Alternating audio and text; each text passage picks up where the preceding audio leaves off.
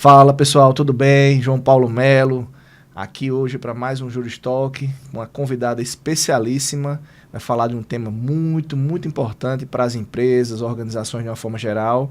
Professora Liliana Santo, hoje minha colega advogada, professora já há muito tempo, praticante de jiu-jitsu, casada com um amigo muito especial, e referência na área de compliance. Eu tenho já um desafio aqui inicial hoje, que é ler o currículo dela com algumas certificações. Então eu vou fazer porque eu acho que é muito importante.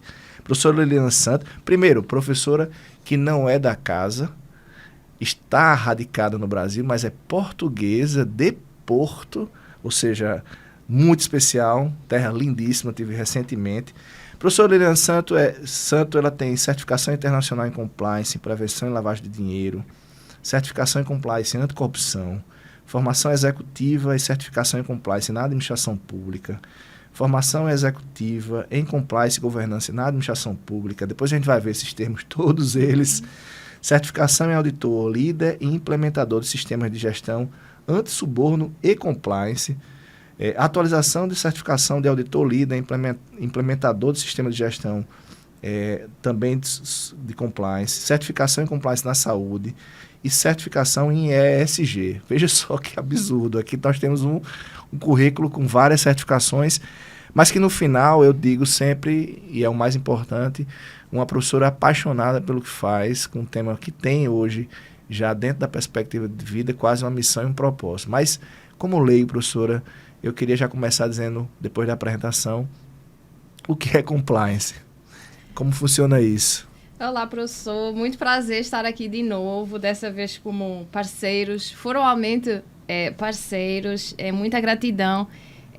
Tanta coisa em comum, né? A docência em comum, a trajetória na advocacia, que eu estou retornando agora também. O marido, que não deixa de ser um ponto em comum entre nós. Um bom ponto em comum. E realmente, emergindo novamente aqui no mundo do compliance, eu tenho muito prazer, eu sou muito apaixonada pelo tema. Eu acho que esse, inclusive, é um dos segredos de um profissional de sucesso em qualquer área. Eu acho que a primeira coisa é que, muito além das certificações, muito além da experiência profissional que a gente vai adquirindo com a nossa trajetória, eu acho que nós temos que ser apaixonados pelo trabalho, temos que acreditar realmente nesse propósito. O senhor falou que era um propósito de vida, um propósito profissional, e é assim que realmente eu vejo o compliance. Então, eu acredito e dedico os meus esforços justamente para disseminar essa cultura de compliance pelas organizações. A minha trajetória tem mostrado isso, e eu fico muito feliz por estarmos aqui tentando desvendar aqui alguns aspectos. O compliance ele é um tema ainda que está sendo ainda descoberto por algumas organizações, setor público, privado, mas o compliance ele não passa de uma gestão estratégica de organização empresarial, onde nós temos uma vertente normativa, uma vertente de cumprimento normativo. O compliance ele pode se traduzir da expressão da língua inglesa por conformidade, então conformidade normativa. Isso a gente não faz mais do que a nossa obrigação de cumprir as leis, mas a gente, através de uma equipe de profissionais interdisciplinares, então não é exclusivo da formação jurídica, nós temos realmente damos esse suporte no sentido de cumprimento normativo, dessa conformidade, mas nós vamos muito além e trabalhamos muito em relação ao gerenciamento de uma organização, com foco muito grande na gestão de riscos, levantamento do processo. Isso vai estar diretamente relacionado com a questão da governança, seria um outro tema, né, que a gente pode abordar. E isso apresenta como todo esse conjunto de procedimentos que a gente implementa e que isso já estão realmente padronizados em relação a como funciona o compliance, como ele serve, como ele funciona. Essas certificações que o senhor falou, elas nos ensinam, nos mostram isso. Algumas certificações padronizadas com processos internos, nacionais. Algumas certificações que o senhor mencionou, elas levantam alguns padrões internacionais, então dependendo da área de atuação, se for uma multinacional, uma empresa que tenha contato com empresas do estrangeiro, com o mercado internacional, ela vai ter que estar antenada para esses procedimentos padronizados de um ponto de vista internacional, e o compliance ele traz-nos esse conjunto de ferramentas que nos, como resultado final, nós conseguimos garantir um reconhecimento, uma credibilidade, a reputação da organização. Então, todos esses fatores com os quais o mercado trabalha, que representam lucratividade, representam o engajamento com a sociedade de uma forma geral, com os clientes e tudo mais, isso vai ter um enriquecimento, uma produtividade boa, um ganho de valor concretizado mesmo na lucratividade, na eficiência, que eu acho que são aspectos importantes para a gente deixar claro em relação ao compliance. Fantástico, fantástico. Eu fui convencido, né? Sabia do tema, conhecia o tema, já tinha estudado alguma coisa, mas na condição de líder de um grupo empresarial, no Grupo Melo Araújo, eu fui convencido a começar um processo de implantação de compliance exatamente por esse discurso, né? Eu acho que o líder normalmente, o gestor, ele trabalha com 2 elementos de motivação, né? O desejo e a dor, né? Particularmente eu não tive a dor. Eu sei que é uma dor, quem teve, né? A gente viveu no Brasil, por exemplo, um período muito forte com relação a essa questão da corrupção, e veio, talvez aí, tenha sido um marco de popularização, né, da dor que muitos empresários sentiram naquela época.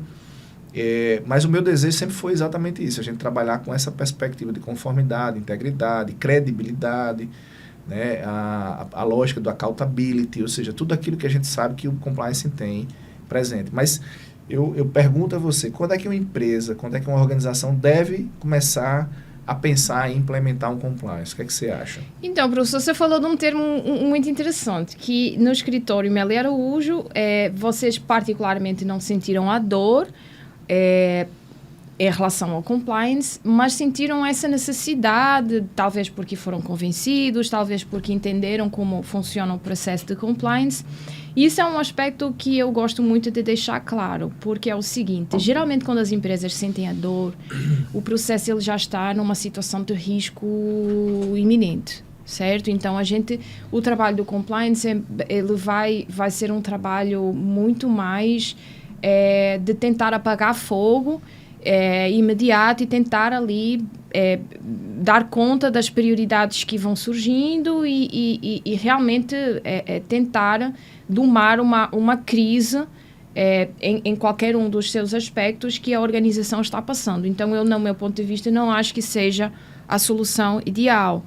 O objetivo do compliance e o mundo ideal de implementação do compliance é justamente quando o empresário ele tem essa perspectiva de valor, integridade, compromisso, quais sejam os valores. Ou seja, quando já tem um problema é porque já tem alguma situação que indica, né, seja do alto comando, seja da base, que não há, por exemplo, valores como ética, como conformidade, e aí apagar incêndio já é mais difícil. Já, com certeza. Mas ainda é possível com compliance? Ainda é possível e lógico, a gente trabalha muito também nessa perspectiva.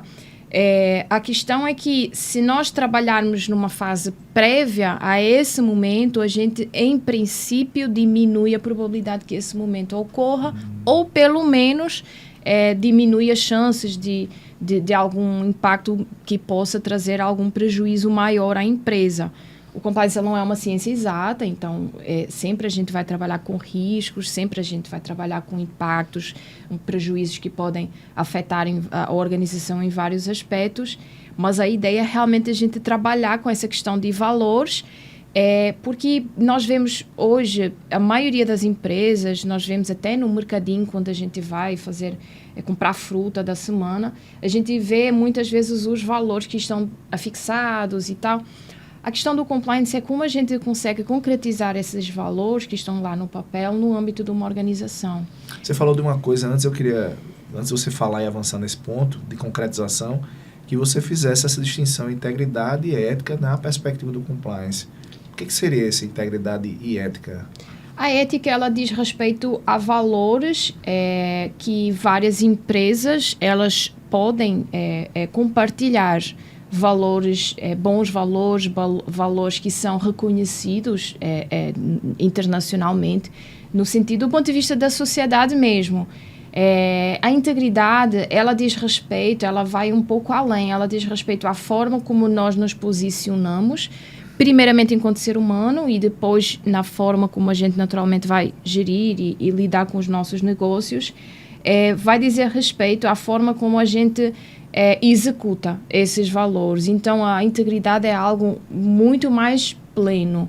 Ela diz respeito a vários momentos, a várias circunstâncias, em situações em que a gente vai ter um conflito. Esses conflitos, eles vão existir na nossa trajetória pessoal, profissional, em relação a casamento, em relação a relacionamento, em relação a familiares, em relação ao contexto profissional.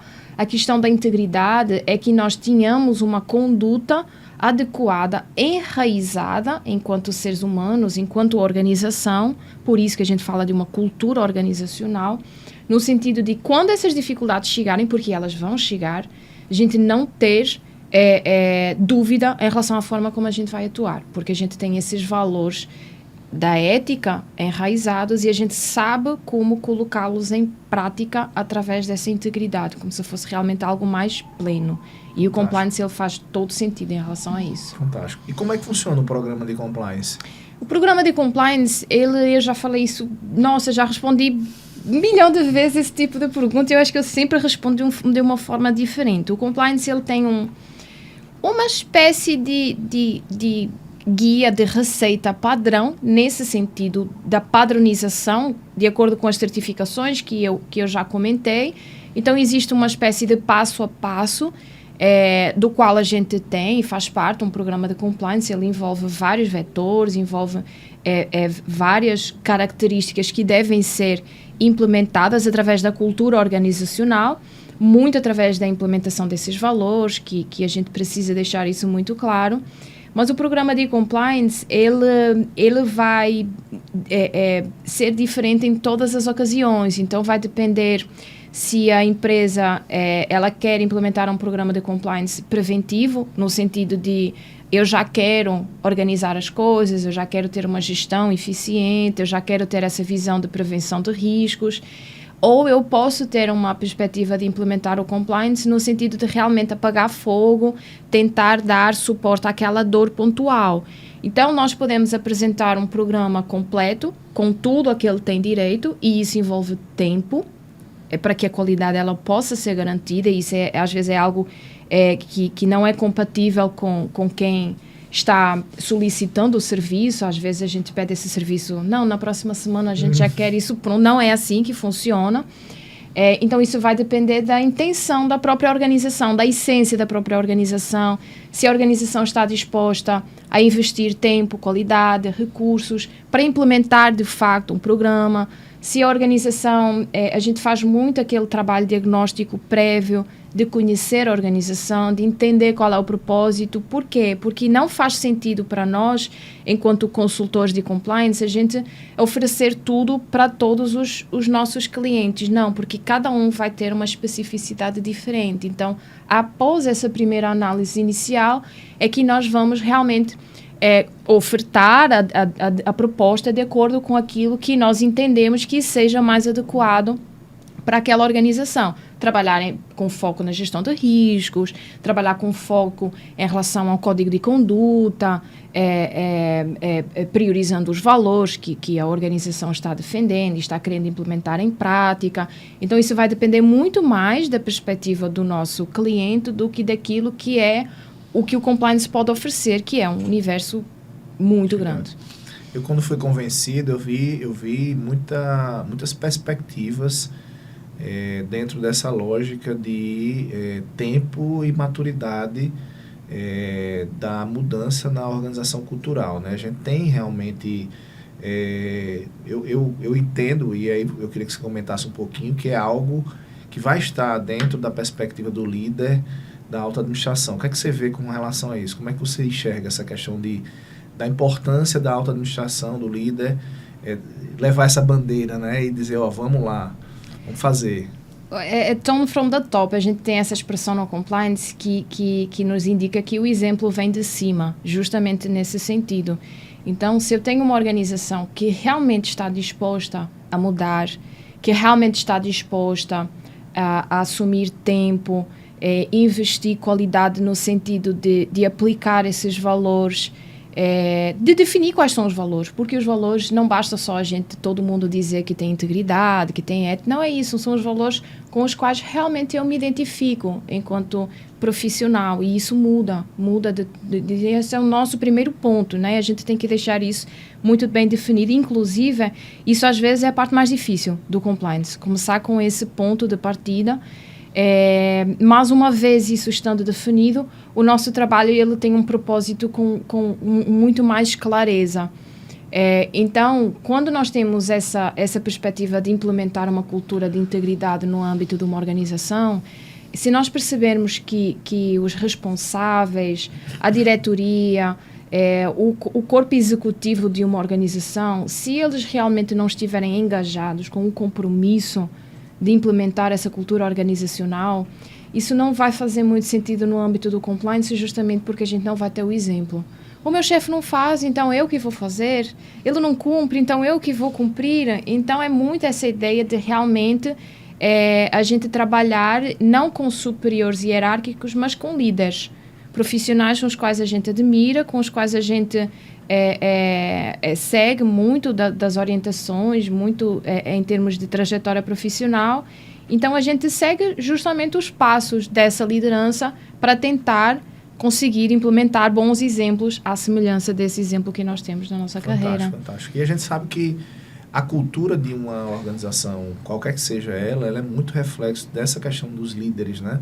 Não só do líder, né? Porque se confunde muito essa perspectiva, né? Existem líderes numa organização, enfim, tem organizações de todos os tamanhos, e essa perspectiva do exemplo é fantástica, porque realmente é o tipo de liderança talvez mais forte, né? Porque você tem ali o exemplo, a referência, a credibilidade, né? Tudo envolvido com aquela figura. E aí, quando ele assume uma bandeira dessa, e às vezes ele já está fazendo, né? Ou seja, às vezes ele é íntegro, é ético, mas ele apenas não conhece o termo compliance. Então, no final, ele já está fazendo compliance, mas sem essa perspectiva da racionalidade, né? Então, eu nesse sentido, eu também queria que você comentasse um pouco sobre essa questão do código de ética, né? Porque teve um outro podcast que a gente teve aqui, eu lembro que foi comentado exatamente nesse sentido, essa lógica hoje que existe no mercado, assim, não, você tem compliance? Tenho. Eu tenho um código de ética, então eu tenho compliance. Fala um pouquinho dessa questão, código de ética, compliance, desses códigos pré-fabricados também, porque é muito comum isso, infelizmente. Me diga aí um pouquinho como é que você vê isso. Então, eu acho, esse é um tema muito curioso, porque realmente todo mundo faz isso com muita facilidade, um código de ética. Primeiro a gente tem que distinguir, código de ética é uma coisa, código de conduta é outra. Perfeito. O código de ética é a missão, a visão e os valores. A missão é o meu objetivo. O meu objetivo é disseminar a cultura de compliance. Pronto. A minha visão é onde eu quero chegar com esse meu objetivo. Então, eu quero ser referência no Brasil, disseminando a cultura de compliance. E os valores é a forma como eu vou trabalhar esse meu propósito de profissional. Então, isso é fácil. Isso é fácil, da gente coloca qualquer coisa bonita no papel. Em regra, o código de ética, ele deve ser curto. Uma coisa muito pequena, uma mensagem curta e eficiente.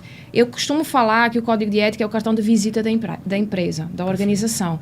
Então, tem que ser pequeno ao ponto de caber literalmente num cartãozinho de visita. A gente não usa mais hoje, é tudo digital, mas enfim, a ideia é apresentar. E isso é um erro que às vezes a gente vê, algumas organizações têm um código de ética com 3 páginas de apresentação. Fica confuso, fica cansativo. Quando cansa quem lê, é porque ele não atingiu o seu propósito. Perfeito. Então tem que ser muito eficiente. Isso é o código de ética. O código de conduta é outra coisa. Eu tenho os meus valores, eu tenho o meu objetivo, eu sei onde eu quero chegar, eu sei como eu vou pretender caminhar através dos meus valores, integridade, comprometimento, por exemplo, são valores com os quais nós trabalhamos, então eu uso eles como exemplo. mas a forma como eu devo orientar a conduta da organização, incluindo a minha conduta. Porque o código de conduta ele é aberto para todo mundo, dentro e fora. Então, quando nós falamos de conflitos, e a gente já mencionou que os conflitos eles vão surgir, em algum momento eles sempre vão surgir, o código de conduta ele vai nos orientar a como executar, do ponto de vista prático, esses princípios que nós defendemos. Então, se nós somos terminantemente contra questões de assédio, por exemplo, nós vamos colocar no nosso código de conduta, independentemente das questões de assédio estarem regulamentadas na lei, mas a gente já falou, o compliance vai além disso. Então, para reforçar aquilo que já existe do ponto de vista normativo, por que não criar um código de conduta interno da minha organização, explicando, orientando os meus funcionários, parceiros externos? O código de conduta não é necessariamente exclusivo para os meus funcionários, ele pode abranger os meus fornecedores, meus clientes, a sociedade de uma forma em geral. E a ideia do código de conduta é quando surgir um conflito, qual é a melhor forma que eu tenho para atuar. A gente não pretende, nem é esse o propósito de resolver todos os problemas. Todos os problemas não devem estar disciplinados, regulamentados num código de ética, num código de conduta, perdão. Inclusive, ele não é um código, entre aspas, tradicionalmente falando, do ponto de vista jurídico, artigo 1º, artigo 2º, pode ser um manual, pode ser um vídeo. Né? Hoje em dia, a comunicação, inclusive, é um dos pilares fundamentais do compliance. A forma como nós passamos a mensagem é o que nós pretendemos deixar claro. Então, a gente, diante de uma situação, eventualmente, que pode surgir uma série, uma situação assim, que possa estar configurada dentro desses sentidos, a gente tem essas condutas como orientação. E a gente pode colocar, por exemplo, num código de conduta, surgindo alguma dificuldade, surgindo alguma demanda que não esteja contemplada nesse código, que seja como orientação, vocês vão entrar em contato através de um comitê de ética, por exemplo. Que é só pegando um gancho, né? Eu entendi perfeitamente, eu acho que é essa a ideia, que tem muito a ver com compliance, exatamente essa questão do risco, né? Da avaliação, mensuração e procedimentos com relação às situações de risco. Fala um pouquinho aí dessa questão de compliance e risco, que eu acho que é uma correlação muito interessante e que, no final das contas, né, por exemplo, como empresário, a gente se preocupa muito, né, porque tem riscos dimensionados, tem riscos que não são tão dimensionados. Mas, no final das contas, a gente sabe que a gente toma riscos. Né? A justificativa do empresário é tome riscos para receber algum louro em razão desses riscos tomados. Né? Então, a gente tem que avaliar, a gente tem que controlar, a gente tem que fazer tudo isso. O que é que você fala? Como é que funciona isso no compliance? Primeiramente, eu acho importante a gente deixar claro que o compliance ele não é garantia 100% de que nada de errado vai acontecer na minha organização. Isso a gente tem que deixar claro, porque às vezes isso é algo que as empresas, as organizações esperam de nós. A ideia é justamente essa: identificar, classificar e dar o devido tratamento aos riscos. Então, a partir do momento que eu identifico o panorama, o contexto da minha organização, o contexto onde ela está inserida, a forma como ela trabalha, os valores com os quais ela pretende levar a cabo a sua missão. A partir do momento que a gente tem definidos todo esse contexto do qual a gente está implementando o nosso serviço no mercado, nós precisamos identificar tudo aquilo que pode dar errado. E partindo dessa premissa, e a gente tem que considerar que muita coisa, praticamente tudo pode dar errado, a gente sabe disso. E no Brasil, então... Com certeza. Então, a gente tem que partir, assim, nós somos, a gente às vezes fala isso na gíria interna dos profissionais, que nós somos os portadores das más notícias. Mas no sentido de que realmente tudo de errado pode acontecer. O empresário às vezes fala isso: poxa, eu não tinha pensado nisso. E a nossa ideia não é evitar. A gente não, 100% das vezes, não é esse o nosso propósito. O nosso propósito, eu acho que principal, é identificar. A gente dá um alerta: cuidado, a gente tem essas circunstâncias, e através de algumas metodologias que a gente estuda, principalmente a área da administração, por isso que é uma área muito interdisciplinar, a gente consegue identificar e quantificar objetivamente o grau daquele risco. Então, a gente pode identificar uma pandemia, por exemplo, como isso ocorreu no passado, em que a probabilidade de ocorrência era muito baixa. Hoje em dia, isso é algo que está em cima da mesa, mas há uns 5 anos atrás não era. Verdade. Então, era algo que, se ocorresse, teria um impacto alto, mas a probabilidade de ocorrência era muito baixa. Então, se a gente tivesse identificado isso numa planilha de identificação e tratamento dos riscos, a gente, em princípio, não iria dar muita relevância. Mas, quando a gente identifica o risco, a gente tem que pensar primeiro no apetite de risco da organização. Então, quanto maior o risco, maior a probabilidade de ganho. Então, a gente tem que trabalhar com isso. Não tem problema o empresário ter um apetite de risco elevado. O nosso trabalho é a orientação. Se a gente for por esse caminho, a gente pode ter como resultado, em alternativa, o cenário A, B e C. E não tem problema. A gente só vai servir como alerta no sentido de que, se for algo realmente ruim para a empresa, danoso, a gente vai tentar evitar que isso aconteça. Se a gente não conseguir evitar, a gente vai, pelo menos, tentar criar uma estrutura de minimizar o impacto.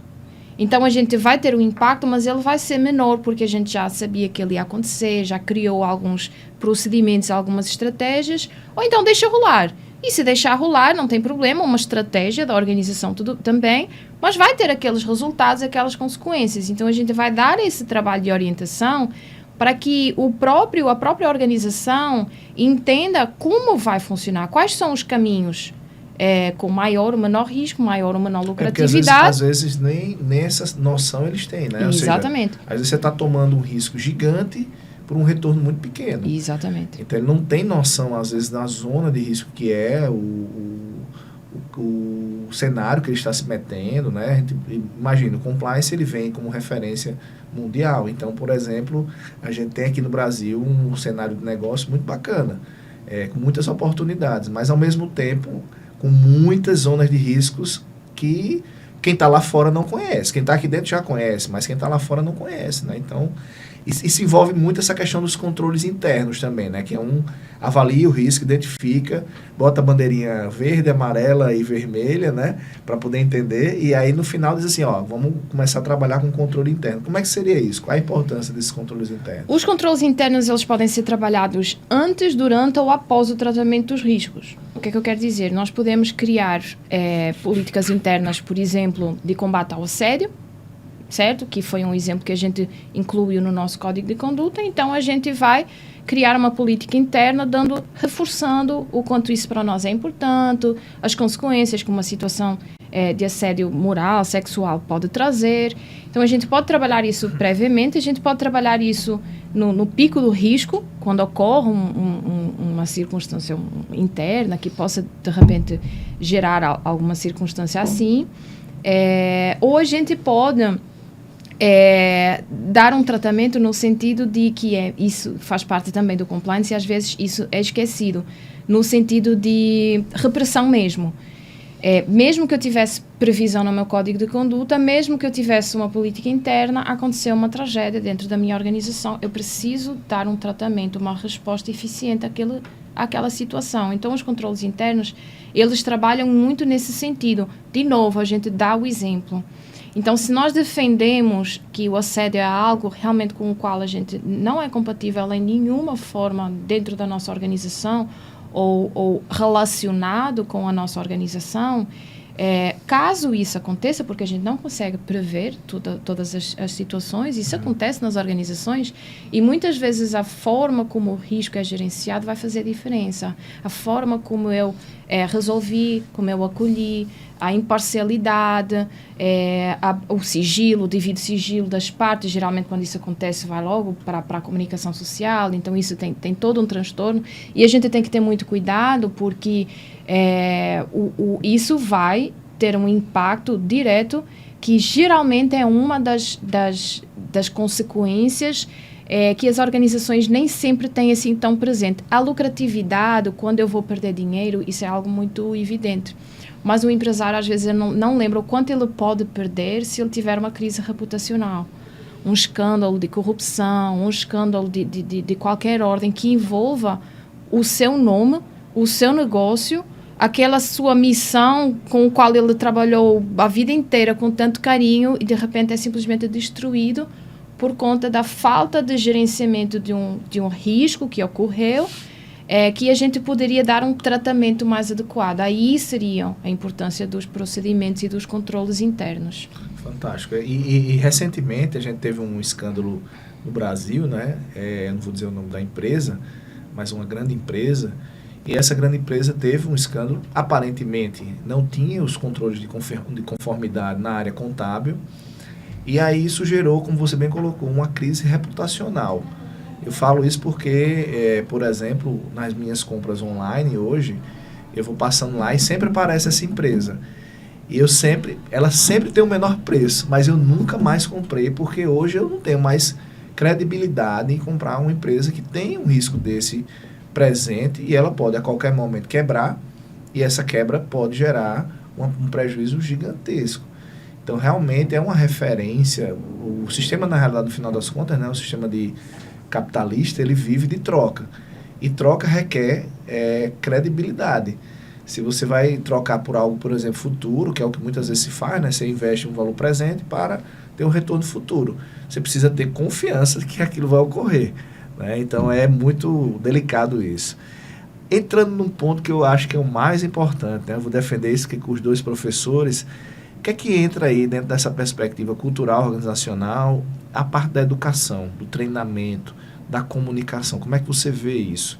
Qual a importância disso para o compliance, para a integridade de uma empresa? Professor, daqui a gente já tira um podcast de 3 dias, porque como 2 docentes conversando, a educação ela é a base de tudo. Acho que eu começaria por aí.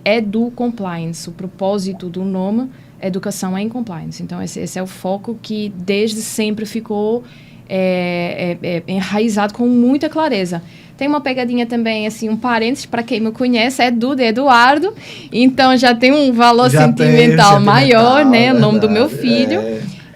Mas a educação, como pilar do compliance, ela difere da comunicação. A comunicação é a forma como eu vou transmitir aos meus colaboradores. A gente fala muito nos stakeholders, são todos aqueles com quem a organização se envolve.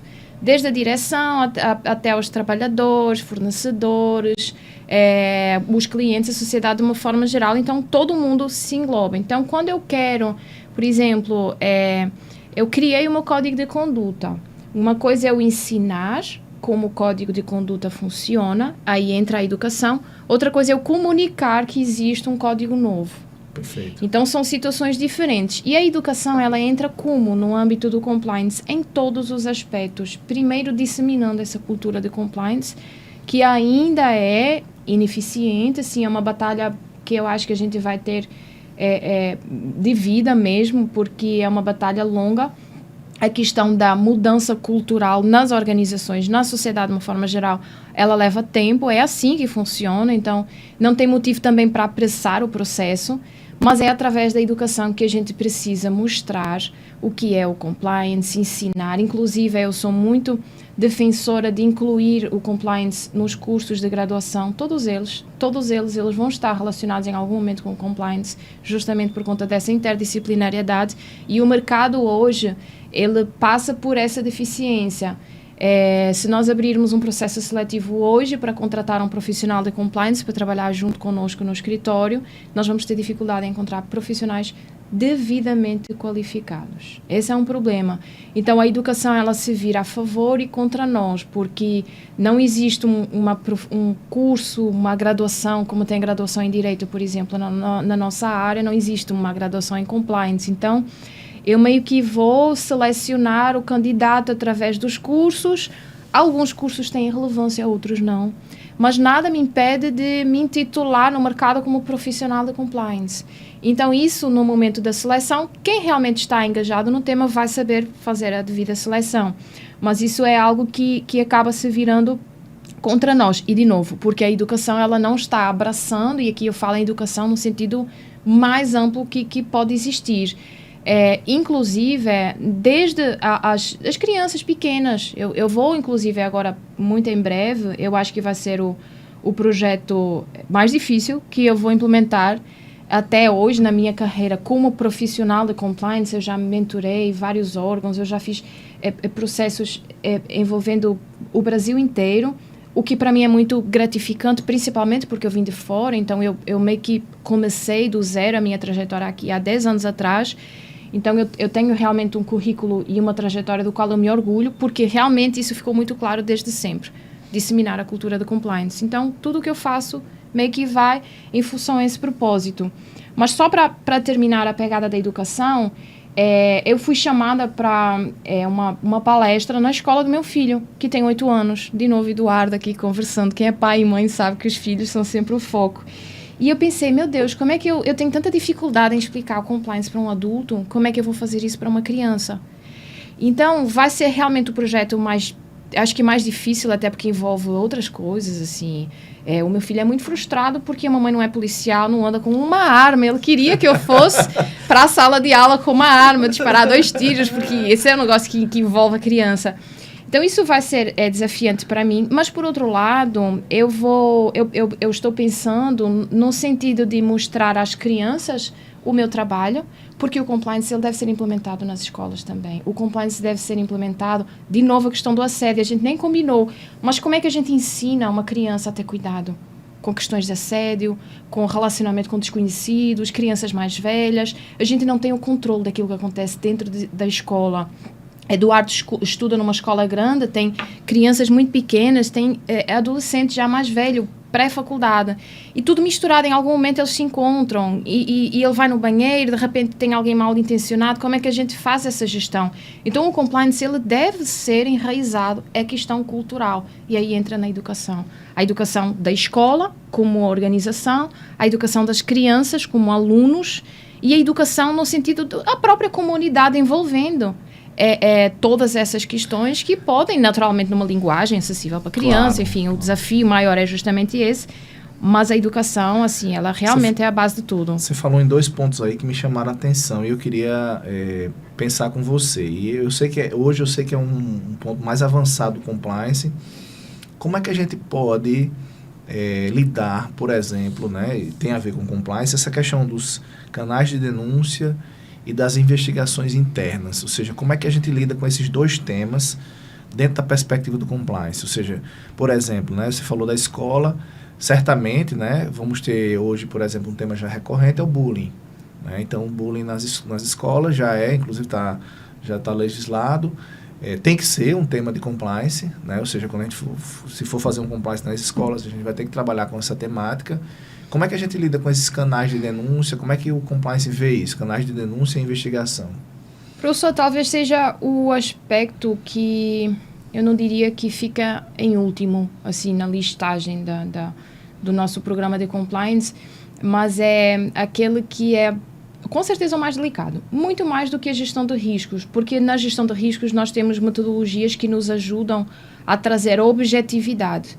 Então, a gente consegue classificar numericamente mesmo os nossos riscos e, com isso, a gente vai dar um tratamento adequado, priorizando o que é mais ou menos grave. Quando a gente tem um canal de denúncias, nós temos que ter vários cuidados que, muitas vezes, eles não são respeitados. E eu sempre falo isso em todos os aspectos do compliance. Se quiser fazer, faça de um jeito certo. Porque não basta dizer que tem um canal de denúncias, que tem um número com o qual a gente vai ligar e vai relatar alguma circunstância, ou que tem um formulário que a gente preenche. A forma como ele é implementado, de novo, entra aí na questão da comunicação. Mas, sem ser esse sentido, o funcionamento efetivo do canal de denúncias é muito delicado. Por quê? Primeiro, porque é um custo que as empresas, às vezes, isso já é, a própria KPMG, ela tem estudos nesse sentido. Mais de 90% das denúncias, elas não dão em nada. Às vezes a galera quer conversar. Eu vi não sei o quê, relatei não sei o que lá, e não dá em nada.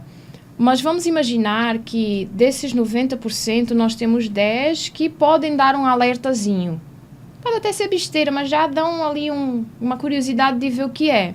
Desses 10%, se a gente tiver um caso que se desenrola lá na frente como o maior escândalo de corrupção nacional, imagino que a gente não consegue prevenir através de um canal de denúncia. Quais são os cuidados? A gente tem que fazer com que ele seja eficiente, no sentido de ressalvar o sigilo das partes, e aí a gente adentra na questão das investigações. Se a gente se propõe a criar um canal de denúncias, a gente tem que ter um processo de investigações com profissionais devidamente capacitados.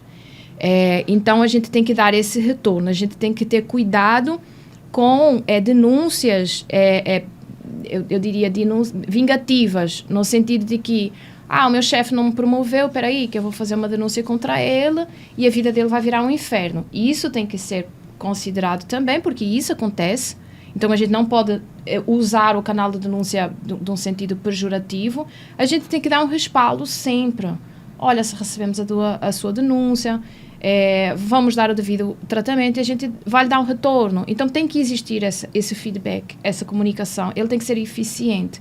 Olha, a gente investigou, realmente o resultado foi esse, não deu em nada, ou vai dar em alguma coisa. Dependendo dos casos, a gente tem a obrigação de reportar às autoridades. As organizações às vezes esquecem esse detalhe, né? Obrigação de reportar às autoridades, aí entra na conformidade, que eu falo lá atrás, você não está fazendo mais do que a sua obrigação, a lei está obrigando. Só que imagina no impacto que isso gera, e a gente tem exemplos também, que ocorreram através, ou foram tornados públicos, erradamente, porque isso não é, de novo, é para ser sigiloso, mas em algum momento eles foram tornados públicos, isso afetou a reputação da empresa, a empresa ainda teve um gerenciamento ruim, então foi tudo água abaixo, e no final das contas as autoridades acabaram investigando, punindo, e ainda ficou aquela situação de que a própria empresa ela deveria ter reportado inicialmente às autoridades responsáveis. De alguma forma eu lembro, eu não sou muito bom em penal, mas aquele artigo 42 do Código Penal diz assim, quem de qualquer forma participa da prática do crime incorre nas mesmas penas. Ou seja, de alguma forma, se eu tentei encobrir, se eu tentei amenizar e tal, pode gerar um problema realmente muito grande. Com certeza. Né? E além disso... Não existe o fake, né? Justamente. E além disso, junto com isso, que realmente pode gerar responsabilidade civil, administrativa e criminal. Cuidado, isso é muito perigoso para o empresário. Verdade. Mas tirando isso como se fosse pouco, é a crise reputacional. Sim. E você pode ter um prejuízo, você pode ter uma multa muito grande. Você vai lidar melhor com o pagamento dessa multa do que com uma crise reputacional. Em contrapartida, também, né, se é bem feito, você cria ali uma sensação e até mesmo uma possibilidade de uma boa defesa judicial, ou de culpa exclusiva da vítima, ou de culpa exclusiva de terceiro, mas que você fez o que era possível fazer, ou seja, você cumpriu todos os deveres e às vezes até além, né, dos deveres que são colocados como a ideia do compliance. Tem um termo que eu vejo muito no dia a dia, e eu acho que é um termo importante a gente trazer aqui, que é o termo do due diligence. Como é que vocês veem isso e qual é a correlação que tem com o compliance, o due diligence? Então, é um dos tentáculozinhos. Eu sempre coloco no compliance como se fosse um polvo, com vários tentáculos que realmente eles têm sentido juntos. Do diligence a gente fala como se fosse uma diligência prévia. E, de novo, voltando à interdisciplinariedade do direito. O direito não é exclusivo, apesar de ele ter nascido num contexto exclusivamente jurídico. É por isso que até hoje ele é associado ao setor jurídico. Quem trabalha no direito tem, quase que por osmose, capacidade de trabalhar no compliance, o que não corresponde à verdade. E quando a gente fala nisso, eu gosto muito de usar um exemplo que é o seguinte. Nós temos numa empresa um contrato em análise para ser discutido. Esse contrato vai ser altamente lucrativo, vai trazer rentabilidade, assim, um negócio assim, vai segurar a empresa dos próximos meses, dos próximos anos. Do ponto de vista jurídico, porque é uma análise jurídica, técnica, a respeito da conformidade, ela existe e ela não é da responsabilidade do compliance, ela é da responsabilidade do setor jurídico. E o jurídico vai dar o ok. Não, do ponto de vista jurídico está tudo ok, não tem nada de errado, está tudo em conformidade com a lei, pode avançar. O compliance, geralmente, ele entra em último recurso, assim, como se fosse uma camada de gestão de riscos mesmo, a gente entra no final. E aí, no final, a gente pensa o seguinte: juridicamente ele está válido, ele é lucrativo, mas tem um detalhe que ninguém foi atrás de olhar.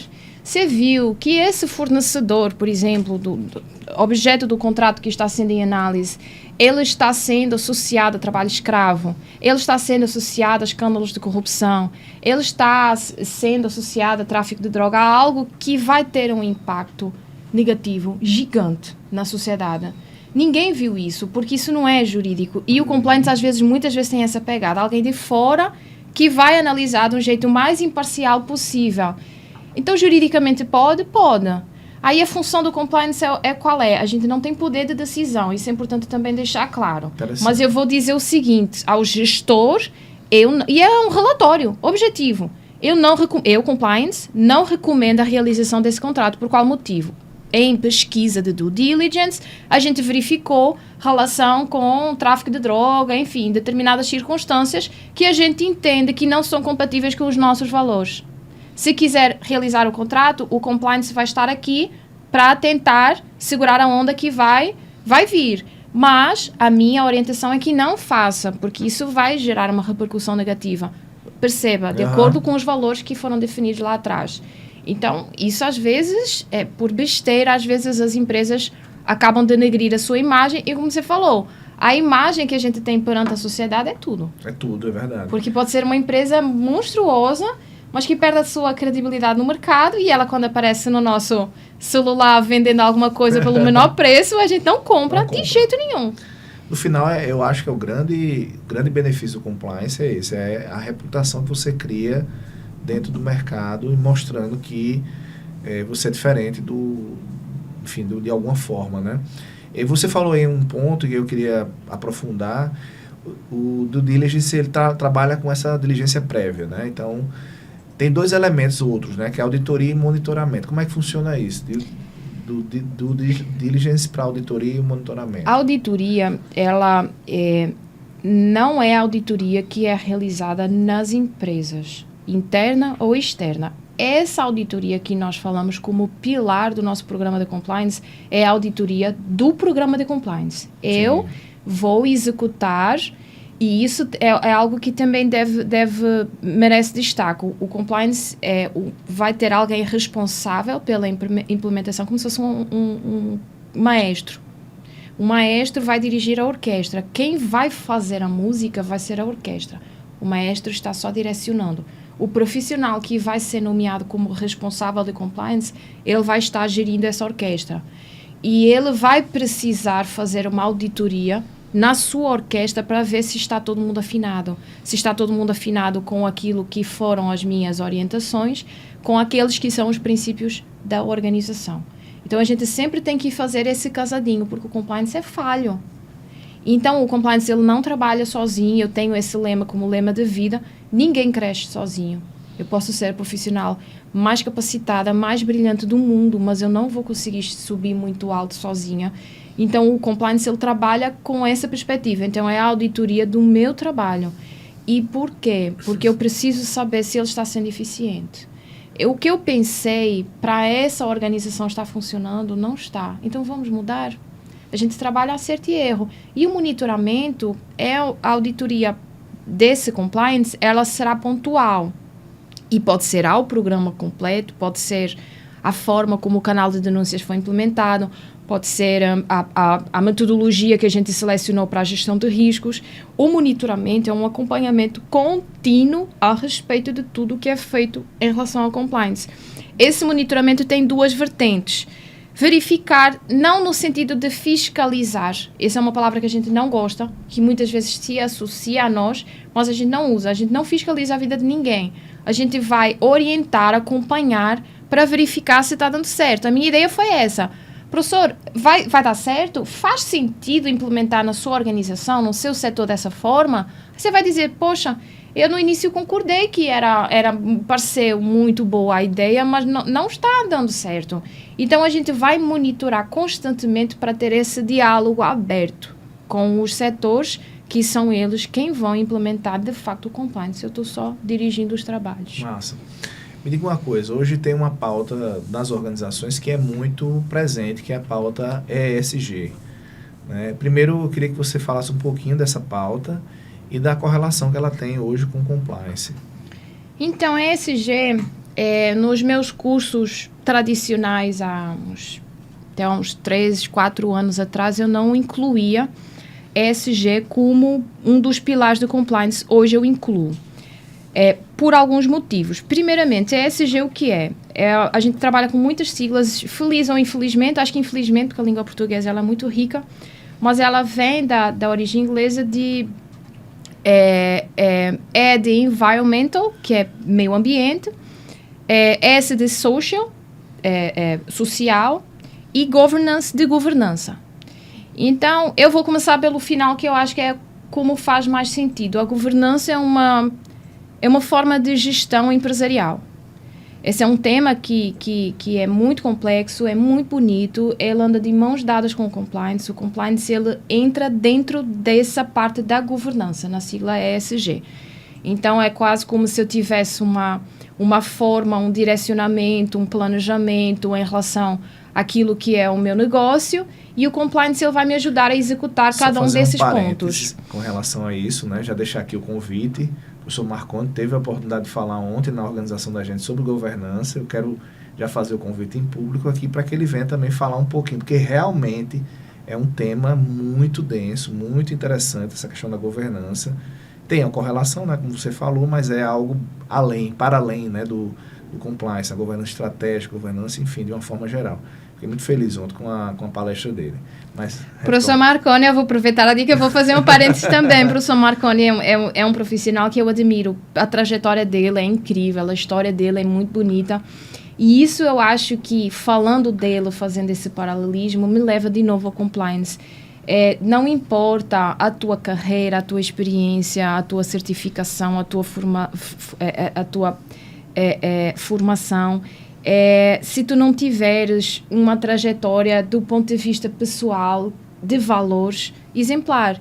Então eu admiro muito o professor Marconi, ele é amigo, enfim, ele sabe isso, pela essência de ser humano como ele é, acima de qualquer outra coisa. Então perceba como as coisas elas acabam de estar casadinhas. Eu admiro ele, que por acaso é incrivelmente competente, o profissional mais competente que eu conheço na área da governança.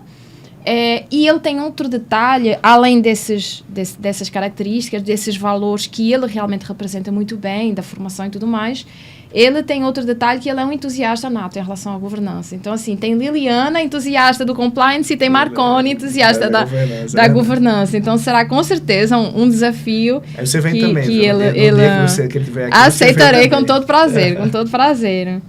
Então, voltando a SG, então, o G a gente já sabe, agora o S e o E.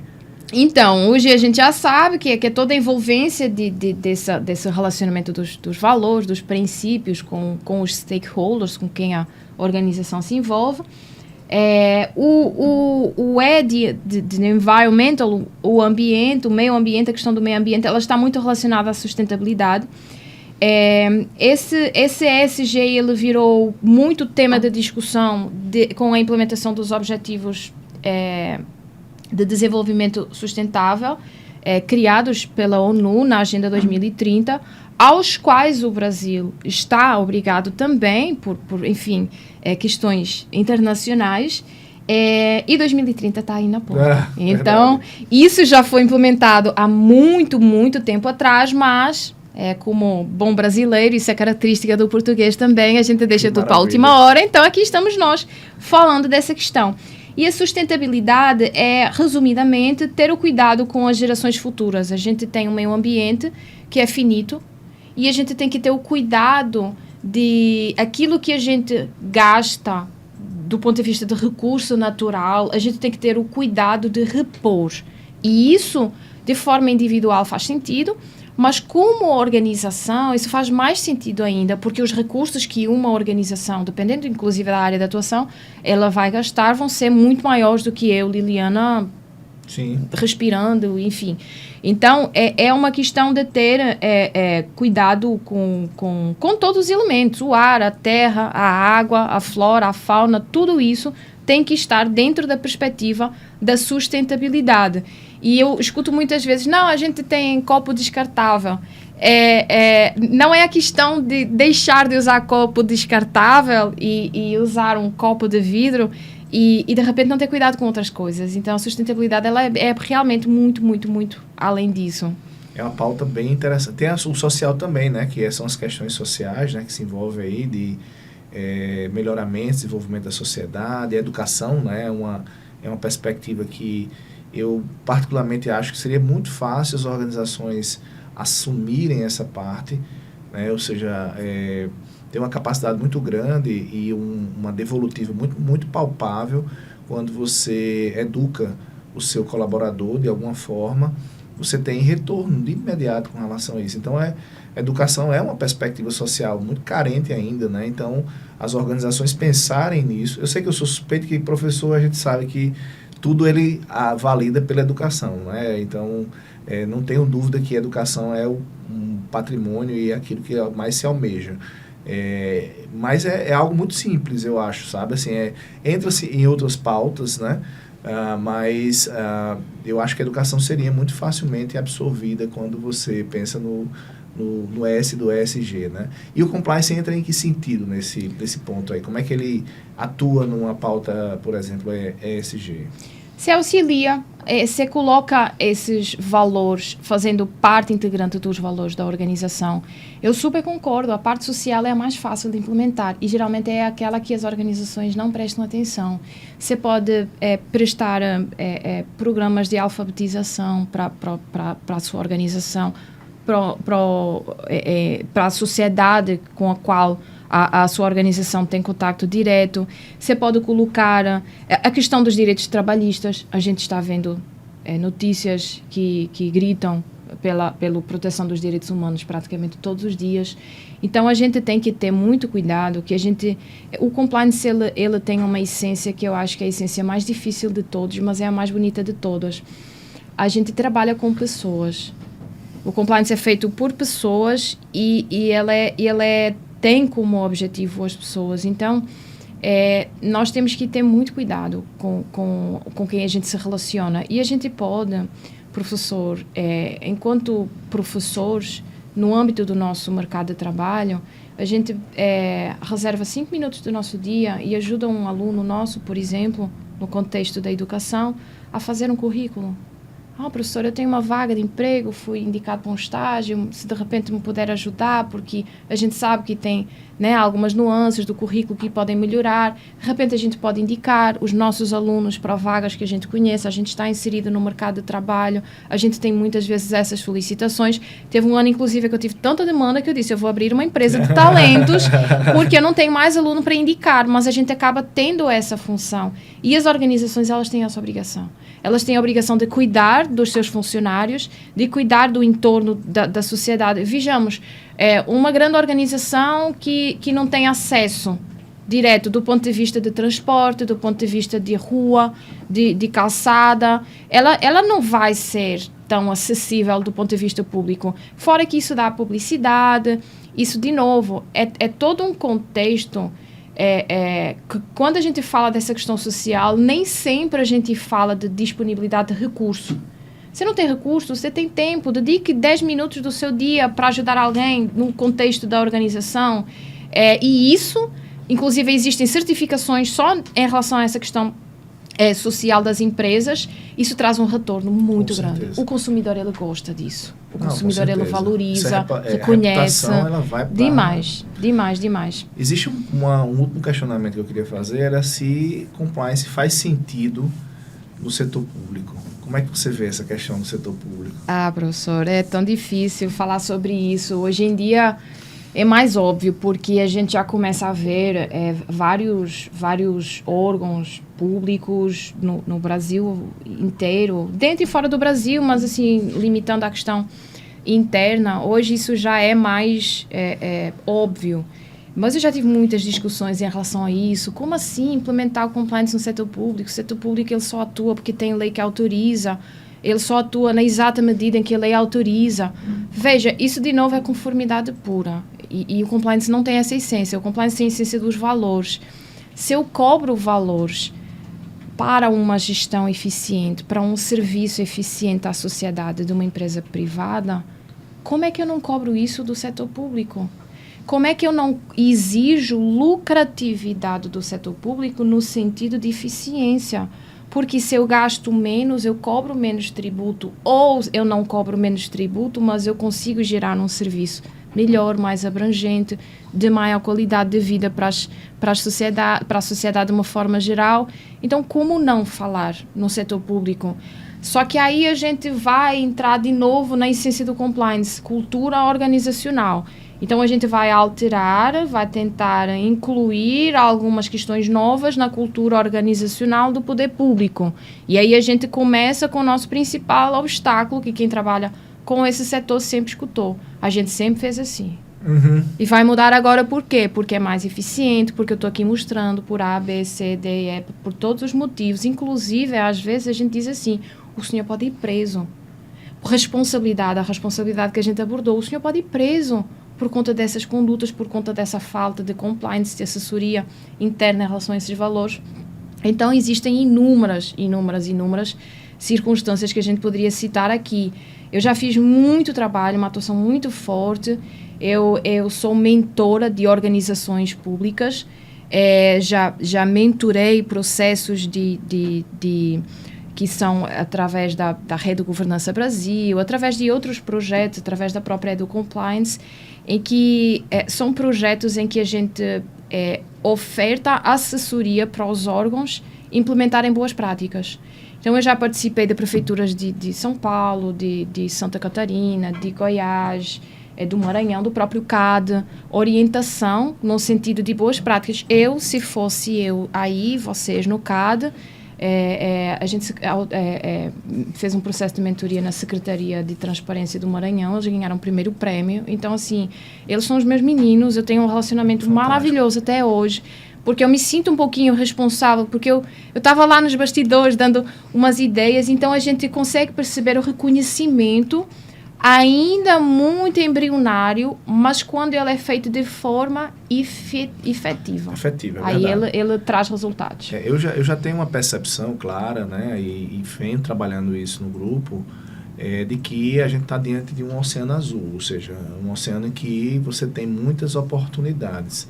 Mas eu queria que você percebesse, me dissesse, na sua visão, quais são os setores que você vê, por exemplo, que podem aplicar o compliance e que benefícios eles poderiam ter com relação a isso, né? Ou seja, qual setor de saúde, a gente já falou da educação, falando no setor público, bancário, que setores você acha que tem que aplicar realmente e quais são os benefícios que você vê com relação a isso? Assim, de cara, eu vou citar 3 que você mencionou e que fazem muito sentido e que eles têm muita relevância.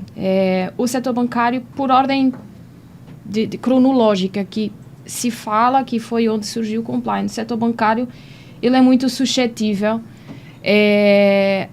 a transações ele trabalha com dinheiro.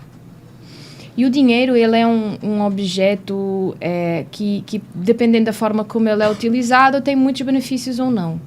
E o setor bancário tem uma característica de a gente, e isso cada vez mais é verdade, de fazer transações muito rápidas. Eu faço um Pix para o professor faz para o outro, e em 10 minutos o dinheiro correu 10 contas. E isso ajuda a perder o rastro do dinheiro. E para quem não é do direito penal, isso configura um tipo penal, isso é crime. Lavagem de dinheiro. Então, por exemplo, o que é que a gente... e isso é mais verdade do que no empresário. Quando a gente afeta o lucro do traficante, a gente... Cuidado. Agora a gente está falando a mesma língua. Não é pena alta, isso tem estudos, enfim, isso é outra ciência, é outra área, é outro podcast, mas se a gente afetar a lucratividade, a gente percebe que, cuidado, mexeu comigo. E quando eles têm evidentemente que o dinheiro oriundo do crime é um dinheiro ilícito e ele precisa de ter essa camuflagem de dinheiro ilícito para ele valer no mercado. Então é aí que entra o setor bancário. Então esse setor bancário não é exclusivo, a lavagem de dinheiro, ela ocorre nesse momento, não é exclusivo, mas ele é muito propício a que isso aconteça. Foi daí que a gente implementou os profissionais de compliance, historicamente, enfim, tem todo um contexto que não cabe agora ao caso, mas a ideia é essa. Então, quando a gente implementa procedimentos específicos, e por isso que existem certificações específicas dessa área, foi a minha primeira, justamente, que eu trabalhei nesse setor, de prevenção à lavagem de dinheiro e ao financiamento do terrorismo, porque uma coisa leva à outra. Então, isso aí a gente já consegue de cara, sem ter conhecimento nenhum sobre nada, de entender que é um negócio relevante. Verdade. A outra área que eu diria é a saúde.